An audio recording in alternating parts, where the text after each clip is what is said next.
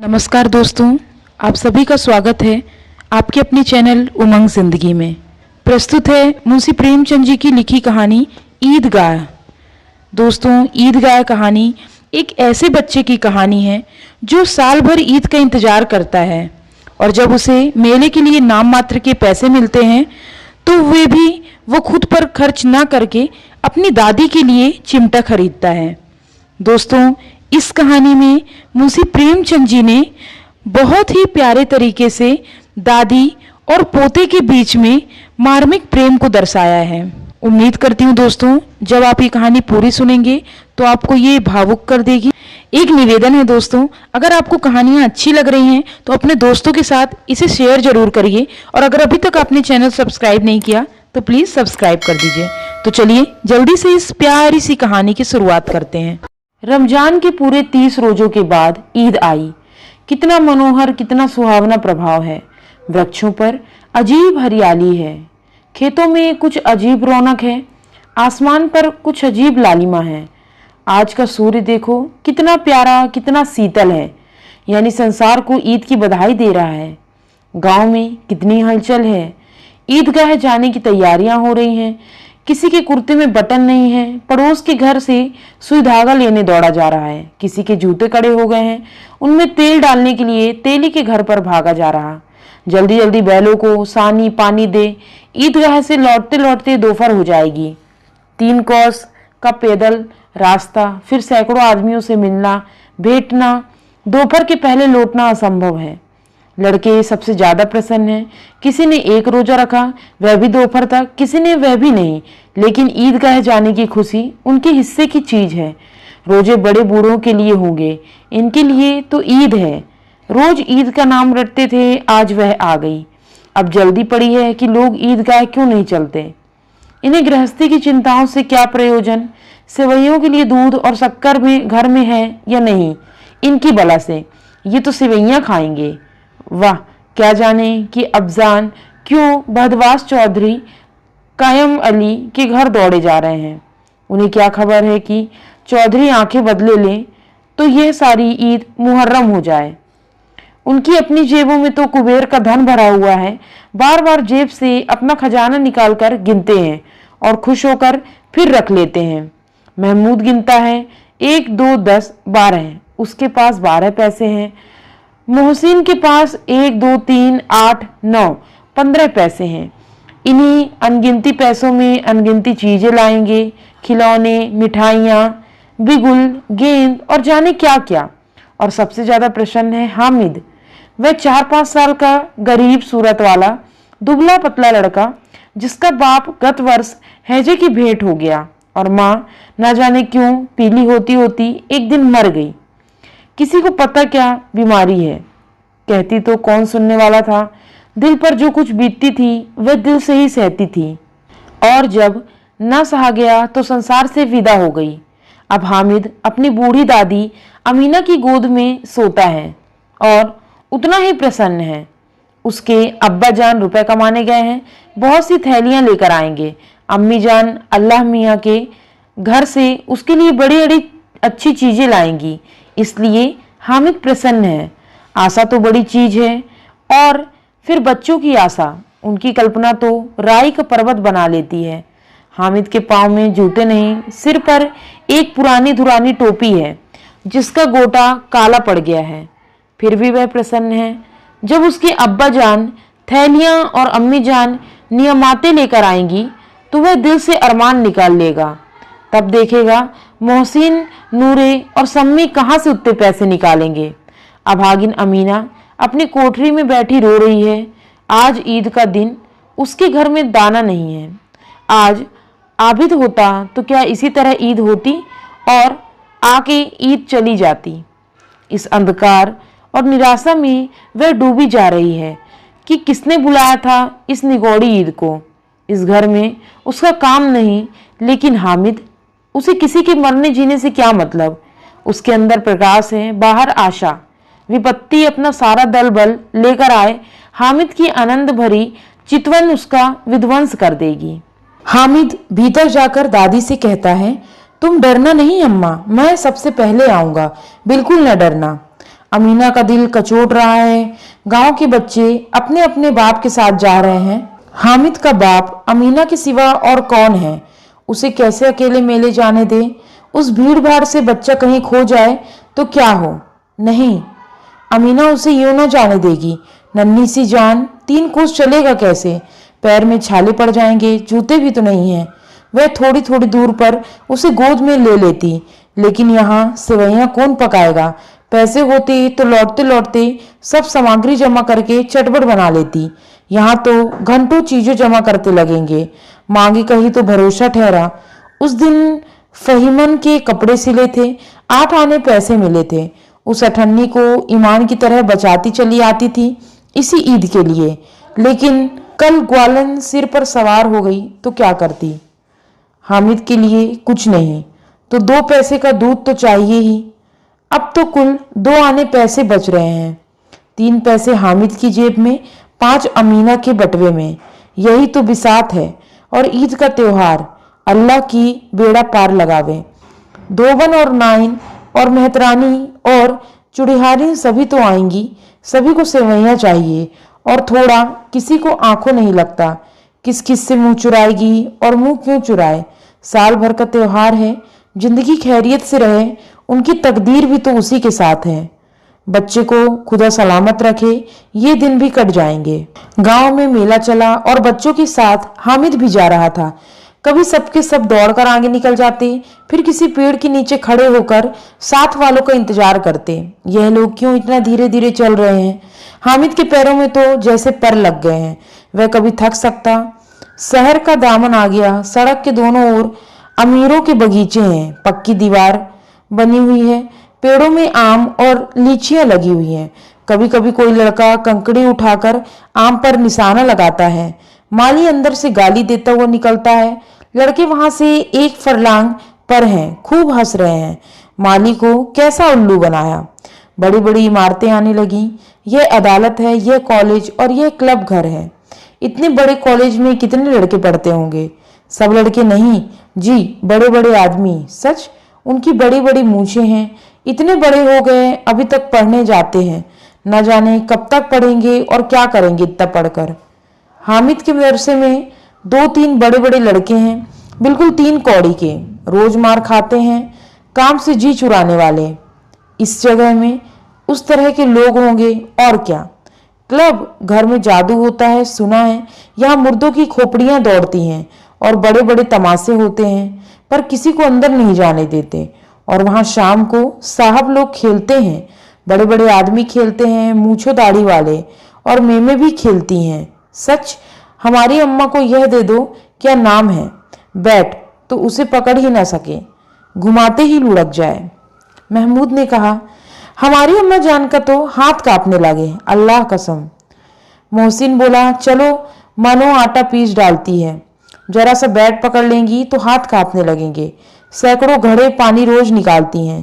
5 घड़े तो तेरी भैंस पी जाती है। किसी मेम को 1 घड़ा पानी भरना पड़े तो आंखें तले अंधेरा आ जाए। महमूद, लेकिन दौड़ती तो नहीं, उछल कूद तो नहीं सकती। मोहसिन, हाँ, उछल कूद तो नहीं सकती, लेकिन उस दिन मेरी गाय खुल गई थी और चौधरी के खेत में जा पड़ी। अम्मा इतना तेज दौड़ी कि मैं उन्हें ना पा सका। सच। आगे चले, हलवाइयों की दुकान शुरू हुई। आज खूब सजी हुई थी। इतनी मिठाइयाँ कौन खाता है? देखो ना, एक एक दुकान पर मनो होंगी। सुना है रात को जिन्नात आकर खरीद ले जाते हैं। अब्बा कहते हैं कि आधी रात को एक आदमी हर दुकान पर जाता है और जितना माल बचा होता है वह तुलवा लेता है और सचमुच के रुपए देता है, बिल्कुल ऐसे ही रुपए। हामिद को यकीन न आया, ऐसे रुपए जिन्नात को कहाँ से मिल जाएंगे। मोहसिन ने कहा, जिन्नात को रुपए की क्या कमी, जिस खजाने में चाहे चले जाए, लोहे के दरवाजे तक उन्हें नहीं रोक सकते। जनाब, आप हैं किस फेर में? हीरे जवाहरात तक उनके पास रहते हैं। जिससे खुश हो गए उसे टोकरो जवाहरात दे दिए। अभी यहीं बैठे हैं, 5 मिनट में कलकत्ता पहुंच जाएं। हामिद ने फिर पूछा, जिन्नात बहुत बड़े बड़े होते हैं? मोहसिन, एक एक सिर आसमान के बराबर होता है जी। जमीन पर खड़ा हो जाए तो उसका सिर आसमान सा लगे, मगर चाहे तो एक लोटे में घुस जाए। हामिद, लोग उन्हें कैसे खुश करते होंगे। कोई मुझे ये मंत्र बता दे तो एक जिन को खुश कर लूं। मोहसिन, अब यह तो मैं नहीं जानता, लेकिन चौधरी साहब के काबू में बहुत से जिन्नात हैं। कोई चीज चोरी जाए, चौधरी साहब उसका पता लगा लेंगे और चोर का नाम बता देंगे। जुमराती का बचवा उस दिन खो गया था। 3 दिन हैरान हुए, कहीं न मिला। तब झक मारकर चौधरी के पास गए। चौधरी ने तुरंत बता दिया, मवेशी खाने में है, और वहीं मिला। जिन्नात आकर उन्हें सारे जहान की खबर दे देता है। अब उसकी समझ में आ गया कि चौधरी के पास क्यों इतना धन है और क्यों इतना सम्मान है। आगे चले, यह पुलिस लाइन है, यही सब कांस्टेबल कवायद करते हैं। रैटन, फाय, फो रात को बेचारे घूम घूम कर पहरा देते हैं, नहीं तो चोरियां हो जाएं। मोहसिन ने प्रतिवाद किया, यह कांस्टेबल पहरा देते हैं तभी तुम बहुत जानते हो। अजी हजरत, यह चोरी करते हैं। शहर के जितने चोर डाकू हैं सब इनसे मिले रहते हैं। रात को ये लोग चोरों से तो कहते हैं चोरी करो, और आप दूसरे मोहल्ले में जाकर जागते रहो पुकारते हैं। तभी इन लोगों के पास इतने रुपए आते हैं। मेरे मामू एक थाने में कांस्टेबल हैं, 20 रुपया महीना पाते हैं, लेकिन 50 रुपए घर भेजते हैं। अल्लाह कसम, मैंने एक बार पूछा कि मामू आप इतने रुपए कहाँ से पाते हैं। हंसकर कहने लगे, बेटा अल्लाह देता है। फिर आप ही बोलो, हम लोग चाहें तो एक दिन में लाखों मार लाएं। हम तो इतना ही लेते हैं जिसमें अपनी बदनामी न हो और नौकरी न चली जाए। हामिद ने पूछा, यह लोग चोरी करवाते हैं तो कोई इन्हें पकड़ता नहीं। मोहसिन उसकी नादानी पर दया दिखाकर बोला, अरे पागल, इन्हें कौन पकड़ेगा। पकड़ने वाले तो यह लोग खुद हैं, लेकिन अल्लाह इन्हें सजा भी खूब देता है। हराम का माल हराम में जाता है। थोड़े ही दिन हुए, मामू के घर में आग लग गई। सारी लेई पूंजी जल गई, एक बर्तन तक न बचा। कई दिन पेड़ के नीचे सोए, अल्लाह कसम पेड़ के नीचे। फिर न जाने कहां से 100 कर्ज लाए तो बर्तन भांडे आए। हामिद, 100 तो 50 से ज्यादा होते हैं। कहाँ 50, कहाँ 100। 50 एक थैली भर होता है, 100 तो 2 थैलियों में भी ना आए। अब बस्ती घनी होने लगी। ईदगाह जाने वालों की टोलियां नजर आने लगी, एक से एक भड़कीले वस्त्र पहने हुए, कोई इक्के तांगे पर सवार, कोई मोटर पर। सभी इत्र में बसे, सभी के दिलों में उमंग। ग्रामीणों का यह छोटा सा दल अपनी विपन्नता से बेखबर, संतोष और धैर्य से मगन चला जा रहा है। बच्चों के लिए नगर की सभी चीजें अनोखी थीं, जिस चीज की ओर ताकते ताकते ही रह जाते, और पीछे से बार बार हॉर्न की आवाज होने पर भी न चेतते। हामिद तो मोटर के नीचे जाते जाते बचा। सहसा ईदगाह नजर आई। ऊपर इमली के घने वृक्षों की छाया, नीचे पक्का फर्श है जिस पर जाजम बिछा हुआ है, और रोजेदारों की पंक्तियां एक के पीछे एक न जाने कहां तक चली गई, पक्की जगत के नीचे तक, जहां जाजम भी नहीं है। नए आने वाले आकर पीछे की कतार में खड़े हो जाते, आगे जगह नहीं है। यहाँ कोई धन और पद नहीं देखता। इस्लाम की निगाह में सब बराबर है। इन ग्रामीणों ने भी वजू किया और पिछली पंक्ति में खड़े हो गए। कितना सुंदर संचालन है, कितना सुंदर व्यवस्था। लाखों सिर एक साथ सिजदे में झुके जाते हैं, फिर सबके सब एक साथ खड़े हो जाते हैं, एक साथ झुकते हैं और एक साथ घुटनों के बल बैठ जाते हैं। कई बार यही क्रिया होती है जैसे बिजली की लाखों बत्तियां एक साथ प्रदीप्त और एक साथ बुझ जाएं, और यही क्रम चलता रहा। कितना अपूर्व दृश्य था, जिसकी सामूहिक क्रियाएं, विस्तार और अनंतता हृदय को श्रद्धा, गर्व और आत्मानंद से भर देती। मानो भ्रातवंत का एक शत्रु इन समस्त आत्माओं को एक लड़ी में पिरोए हुए है। नमाज खत्म हो गई, लोग आपस में गले मिल रहे हैं। तब मिठाई और खिलौने की दुकान पर धावा होता है। ग्रामीणों का यह दल इस विषय में बालकों से कम उत्साही नहीं।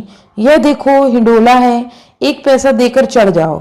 कभी आसमान पर जाते हुए मालूम होगा, कभी जमीन पर गिरते हुए। यह चरखी है, लकड़ी के हाथी, घोड़े, ऊंट छड़ों में लटके हुए हैं। 1 पैसा देकर बैठ जाओ और 25 चक्करों का मजा लो। महमूद और मोहसिन और नूर और सम्मी इन घोड़ों और ऊंटों पर बैठते हैं। हामिद दूर खड़ा है, 3 ही पैसे तो उसके पास हैं।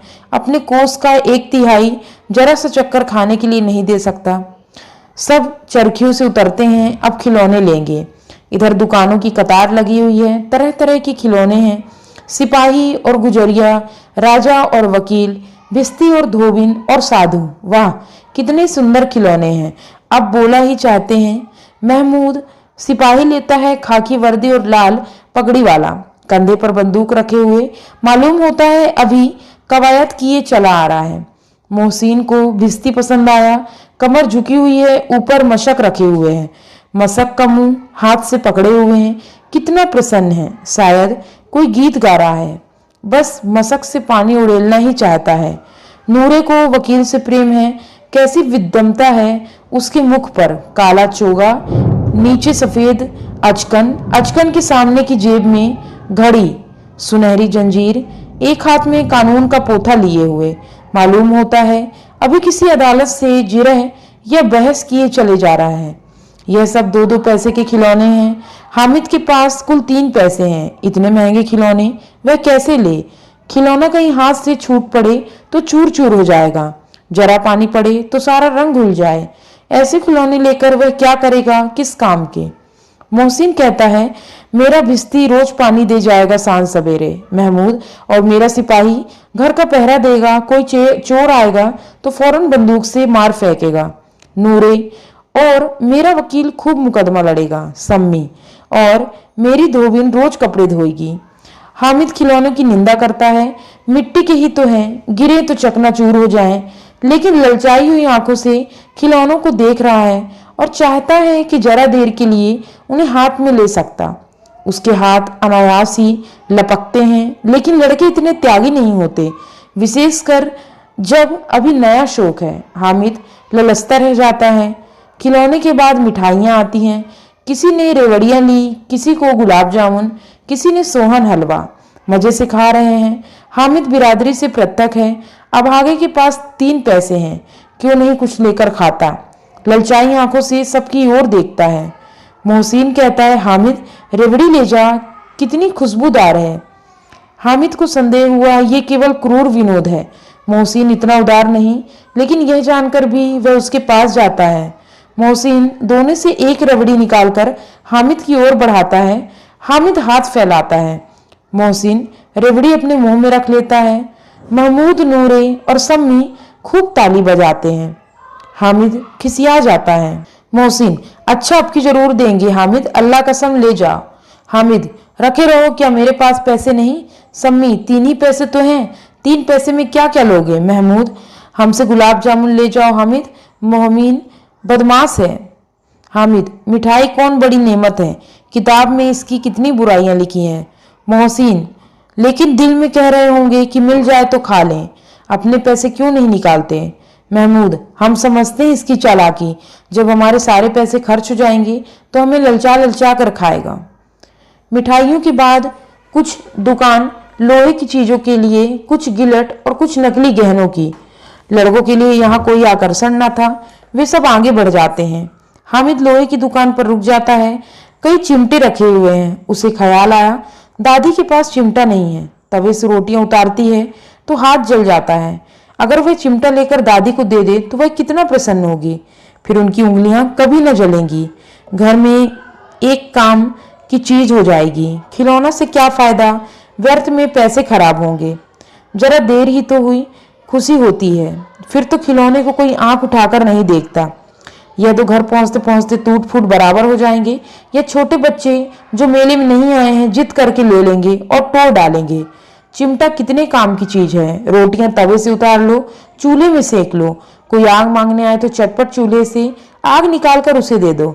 अम्मा बेचारी को कहाँ फुर्सत कि बाजार आए और इतने पैसे ही कहाँ मिलते हैं, रोज हाथ जला लेती है।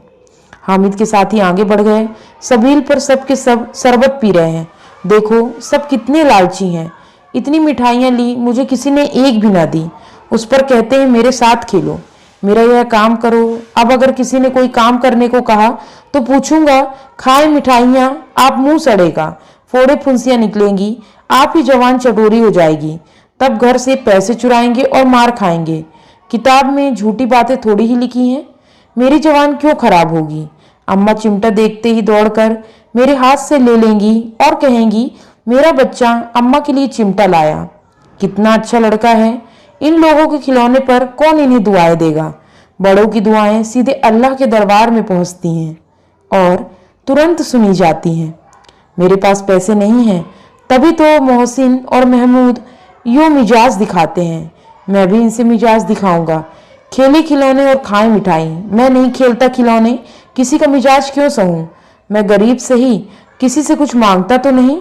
आखिर अब्बा जान कभी ना कभी आएंगे, अम्मा भी आएंगी। फिर इन लोगों से पूछूंगा कितने खिलौने लोगे। एक एक को टोकरिया खिलौने दूं और दिखा दूं कि दोस्ती के साथ इस तरह का सलूक किया जाता है। यह नहीं कि एक पैसे की रेवड़ियां ली तो चिढ़ा चिढ़ा कर खाने लगे।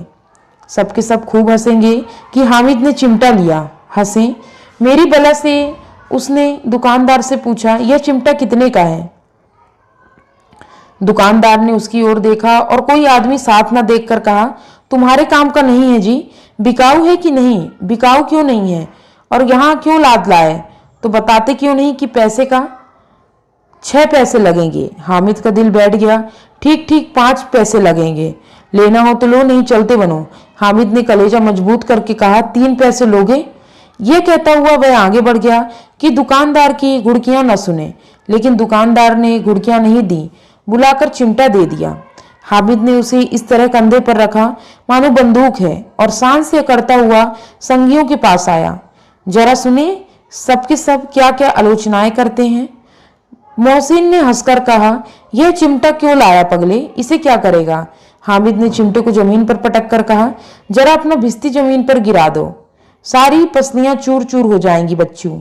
महमूद बोला, तो यह चिमटा कौन खिलौना है। हामिद, खिलौना क्यों नहीं है, अभी कंधे पर रखा बंदूक हो गई, हाथ में ले लिया फकीरों का चिमटा हो गया। चाहूं तो इससे मजीरे का काम ले सकता हूं। एक चिमटा जमा दूं तो तुम लोगों के सारे खिलौनों की जान निकल जाए। तुम्हारे खिलौने कितना ही जोर लगाएं, मेरे चिमटे का बाल भी बांका नहीं कर सकते। मेरा बहादुर शेर है चिमटा। सम्मी ने खजरी ली थी, प्रभावित होकर बोला, मेरी खजरी से बदलोगे, 2 आने की है। हामिद ने खजरी की ओर उपेक्षा से देखा।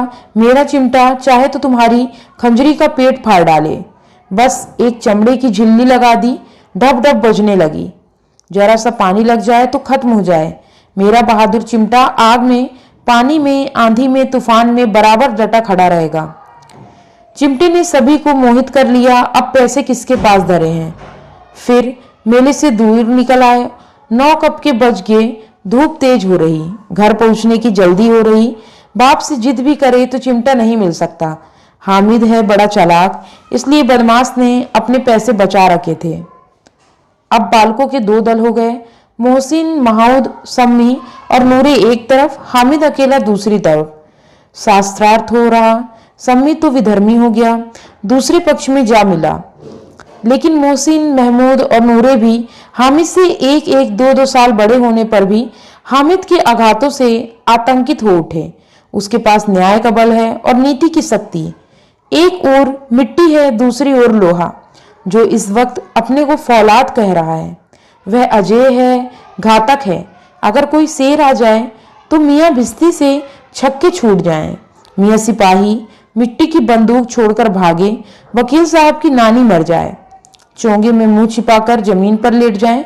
मगर यह चिमटा, यह बहादुर, यह रुस्तमे हिंद लपक कर शेर की गर्दन पर सवार हो जाएगा और उसकी आंखें निकाल लेगा। मोहसिन ने एड़ी चोटी का जोर लगाकर कहा, अच्छा पानी तो नहीं भर सकता। हामिद ने चिमटे को सीधा खड़ा करके कहा, भिस्ती को एक डांट बताएगा तो दौड़ा हुआ पानी लाकर उसके द्वार पर छिड़कने लगेगा।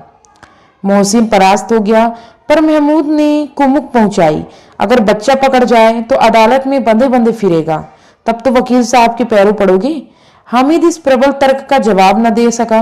उसने पूछा, हमें पकड़ने कौन आएगा। नूरे ने अकड़कर कहा, यह सिपाही बंदूक वाला। हामिद ने मुंह चिढ़ाकर कहा, यह बेचारा हम बहादुर रुस्तमे हिंद को पकड़ेगा। अच्छा लाओ, अभी जरा कुश्ती हो जाए, इसकी सूरत देखकर दूर से भागेंगे। पकड़ेंगे क्या बेचारे। मोहसिन को एक नई चोट सूझ गई। तुम्हारे चिमटे का मुंह रोज आग में जलेगा। उसने समझा था कि हामिद लाजवाब हो जाएगा, लेकिन यह बात हुई ना।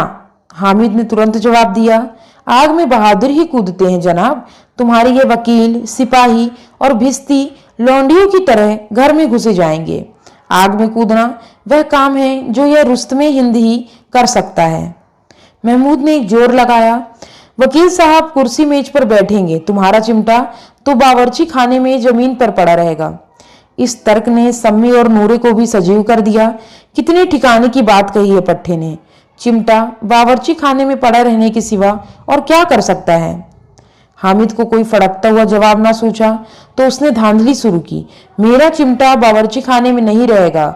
वकील साहब कुर्सी पर बैठेंगे तो जाकर उन्हें जमीन पर पटक देगा और उनका कानून उनके पेट में डाल देगा। बात कुछ बनी नहीं, खासी गाली गलौज थी, लेकिन कानून को पेट में डालने वाली बात छा गई। ऐसा छा गई कि तीनों सुरमा मुंह ताकते रह गए, मानो कोई देलचा कौन कौआ किसी गंडे वाले कौन कौए को काट गया। कानून मुंह से बाहर निकलने वाली चीज है, उसको पेट के अंदर डाल दिया जाना बेतुकी सी बात होने पर भी कुछ नयापन रखती है। हामिद ने मैदान मार लिया। उसका चिमटा रुस्तमे हिंद है। अब इसमें मोहसिन, महमूद, नूरे, सम्मी किसी को आपत्ति नहीं हो सकती। विजेता को हारने वाले से जो सत्कार मिलना स्वाभाविक है वह हामिद को भी मिला। औरों ने 3-3, 4-4 आने पैसे खर्च किए पर कोई काम की चीज न ली। हामिद ने 3 पैसे में रंग जमा लिया।